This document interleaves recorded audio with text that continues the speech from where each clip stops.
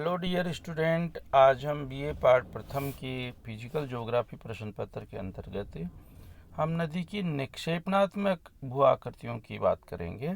मैं doctor Rajendra Prasad, associate professor, department of geography, BSR government arts college Alwar. पिछले video में dear student हमने नदी की अपरदनात्मक स्थलाकृतियों की चर्चा की। इस वीडियो के माध्यम से डियर स्टूडेंट हम नदी की निक्षेपणात्मक स्थलाकृतियों की बात करेंगे। नदी जब तेज या यौवन अवस्था में होती है तो कटाव करती है। पहाड़ी क्षेत्रों में अनेक प्रकार की स्थलाकृतियों का प्रदनात्मक रूप से निर्माण करती है, लेकिन जैसे जैसे वो प्रौढ़ से जीर्ण अवस्था की तरफ बढ़ती जाती है तो वह अपने साथ जो भी चीज़ें लेकर के आती है बहाव के साथ में, वह अब धीरे धीरे उनका निक्षेपण करती हुई चलती है और विभिन्न प्रकार की स्थलाकृतियों का जन्म देती है। तो हम इसके नदी के जो निक्षेपण कार्य हैं उनकी बात करें तो उसके अंतर्गत ऐसी स्थलाकृतियाँ हैं। ये जो नदी की प्रौढ़ावस्था है, उत्तर प्रौढ़ावस्था की दशा में डियर स्टूडेंट बनती है। इसमें ये जो डायग्राम है इसमें हमने जलोढ़ पंख को दिखाया है कि किस प्रकार से जलोढ़ पंख का निर्माण होता है। जलोढ़ पंख एवं जलोढ़ शंकु। पर्वतीय भागों में नदी का अपर्दन कार्य अपनी चरम सीमा पर रहता है, अतः वहाँ अपर्दन एवं काटे गए पदार्थों का परिवहन दोनों ही महत्वपूर्ण बने रहते हैं। यही नदी की युवावस्था भी होती है। पहाड़ी भागों से उतरते ही पर्वतपदीय क्षेत्रों में नदी घाटी के ढाल में एकदम कमी आने लगती है। इसके साथ ही नदी की कटाव एवं बहाव की क्षमता में भी तेजी से कमी आने लगती है। इसी प्रकार पर्वतपदीय भागों में नदी त्रिकोणाकार या पंखाकार जमाव छिपाती है और छोटी सरिता एवं नाले शंकु की आकृति के तेज ढाल वाले त्रिकोणाकार जमाव रखते हैं। इसे ही जलोढ़ शंकु डियर स्टूडेंट कहते हैं। इनका क्षेत्र कम होता है तथा इनके सभी किनारों पर ढाल भी अधिक रहता है। दूसरा डियर स्टूडेंट हम बात करें तो जो तराई या दलदली क्षेत्र एवं पर्वतपदीय मैदानी पट्टी है, जलोढ़ पंख अथवा विस्तृत भांवर प्रदेश के पश्चात नदियां अनेक धाराओं में पानी फैला देती हैं। यहाँ पर महीन अवसादों का जमाव, फैला हुआ पानी एवं ऊंचा जल स्तर सभी मिलकर दलदली दशाओं का विकास करते हैं। यही भाग धीरे धीरे सक्रिय किंतु उपजाऊ पर्वतपति मैदानी पट्टी में बदल जाते हैं। कभी कभी कटाव द्वारा पर्वतीय ढाल पीछे हटते जाते हैं। इससे भी वहाँ अपर्दन एवं अपक्षय की सम्मिलित क्रिया से ऐसी मैदानी पट्टी बनती है और ऐसी पट्टियों पर उपजाऊ मिट्टी की परत डियर स्टूडेंट बिछ जाती है। हिमालय के पर्वतपदीय भागों में भांवर के पश्चात तराई की पट्टी फैली हुई है। दूसरा है झीलों के भरने से बने मैदान। और झीलें जब भर जाती हैं तो झीलों जब वो सूखने लगती हैं तो निक्षेपण से छोटे छोटे मैदानों में डियर स्टूडेंट बदल जाती हैं। बाढ़ निर्मित मैदान, यह नदी घाटी की सबसे महत्वपूर्ण जमाव की प्रक्रिया है।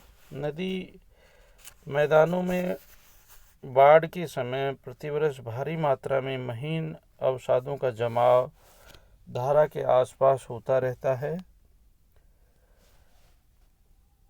इस प्रकार निर्मित नदी के समतल मैदानी भाग को बाढ़ निर्मित मैदान कहते हैं। कई बार नदियां बहुत अधिक मात्रा में अवसाद लाती हैं एवं अपनी मुख्य धारा के किनारे पर तटबंध के रूप में जमा करती रहती हैं। कालांतर में नदी की मुख्य धारा अधिक अवसादों के निरंतर जमाव से अपने निकट के मैदानों से कुछ ऊपर बहने लगती है। इस डायग्राम में भी डियर स्टूडेंट नदी को समझाया गया है।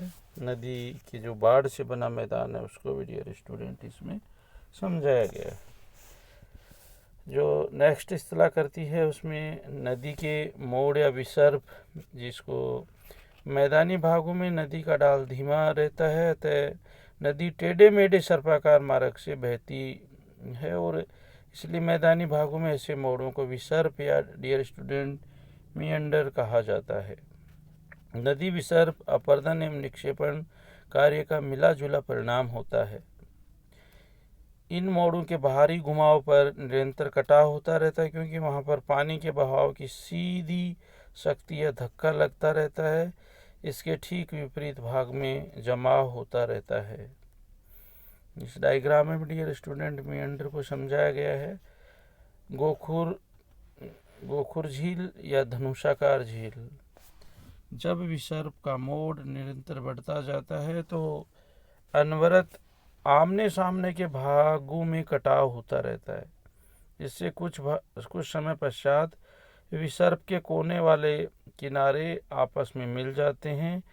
यहाँ अब नदी विसर्पाकार मार्ग से नहीं बहकर सीधे बहने लगती है और विसर्प का विशाल मोड़ वाला भाग डियर स्टूडेंट गोखुर या धनुषाकार की भांति झील के रूप में बचा रहता है। यह मुख्य नदी से अलग हुआ भाग होता है।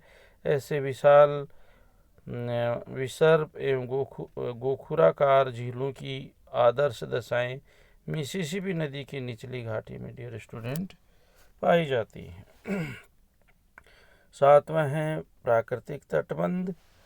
मैदानी भागों में बाढ़ के समय नदी का पानी किनारों से काफ़ी दूर तक दोनों ओर फैल जाता है।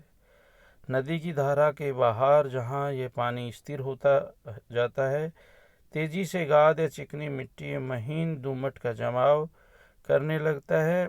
ऐसे जमाव का सबसे अधिक भाग नदी के किनारे से कुछ हटकर होता है, अतः ऐसे सभी नदियों में दोनों किनारे ऊंचे उठे लगते हैं जहाँ की प्रतिवर्ष बाढ़ आती है। नदी में यदि अवसाद बहुत अधिक होता है तो नदी की मुख्य धारा बाढ़ निर्मित मैदान से कुछ ऊपर बहने लगती है। साथ ही उनकी प्राकृतिक तटबंधों का महत्व डियर स्टूडेंट बढ़ जाता है।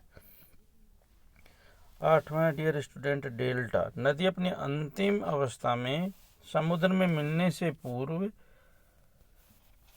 अपने साथ लाए अवसाद वहाँ जमा करती रहती है। इससे समुद्र तट के निकट का उबड़ खाबड़ भाग समतल होता जाता है। ऐसे भाग में यदि अवसाद अधिक होते हैं तो मुख्य नदी कई वितरणिकाओं में बंटकर प्राय त्रिकोणाकार डेल्टा का निर्माण कर देती है। नदी की वह शाखा जो डेल्टा के निकट मुख्य नदी को छोड़ देती है और उसमें पुनः नहीं मिलकर अपने जल को समुद्र तक ले जाती है, उसे वितरणिका कहते हैं। यद्यपि डेल्टा की मोटे तौर पर आकृति त्रिकोणाकार जैसी होती है, फिर भी विश्व में सभी डेल्टाओं का विस्तार समान नहीं होता है। जिन डेल्टा प्रदेशों को नदियों से निरंतर एवं अधिक मात्रा में अवसाद मिलता है, वहाँ पर इसका विस्तार प्राय समुद्र की ओर करते रहते हैं। डेल्टा बनाने के लिए निम्नलिखित दशाएं होनी चाहिए। नदी की धारा में अवसाद पर्याप्त आते रहे, समुद्र की ओर से ज्वारी लहर व तूफानी लहरें कम उठें, संपूर्ण डेल्टा का ढाल अत्यधिक धीमा रहे। इससे मुख्य नदी कई शाखाओं में बंटकर चारों ओर अवसाद फैलाती रहे। नदी के निचले बेसिन में अधिक वर्षा होते रहने से भी डेल्टा विस्तार में विशेष डियर स्टूडेंट सहायता मिलती है। उसके बाद में ये जो डेल्टा के उसमें भागों के पश्चात नदी की एस्चुरी और मुहावने का भी निर्माण होता है। बालू भित्ति एवं बालू का द्वीपों का निर्माण निक्षेपणात्मक होता है। और अंतिम में पेनीप्लेन यानी संप्राय मैदान। नदी द्वारा आधार तल को प्राप्त करने पर स्थल खंड आकृति विहीन समतल प्राय मैदान में बदल जाती है और यह नाम डेविस ने दिया था, किंतु वास्तव में कुछ उभरी हुई कठोर चट्टानें अपरदन से बची रहती हैं। ऐसे प्रतिरोधक चट्टानों के टीलों को मोनाडनांग तथा क्वेस्टा कहते हैं। इस प्रकार आकृतिहीन संप्राय मैदान की संकल्पना भी डेविस द्वारा प्रतिपादित डियर स्टूडेंट की गई। उसके बाद में नदी अपर्दन की सीमा एवं आधार तल को प्राप्त कर जाती है। तो डियर स्टूडेंट, निश्चित रूप से आपको ये नदी की जो निक्षेपणात्मक स्थलाकृतियाँ समझ में आई होंगी। पंखाकार जलोढ़ पंख हैं, जलोढ़ शंकु हैं, मियांडर है, गोखुर झील है, डेल्टा है, मियांडर है, ये सारी चीज़ें इसके निक्षेपणात्मक रूप है। तो थैंक यू डियर स्टूडेंट।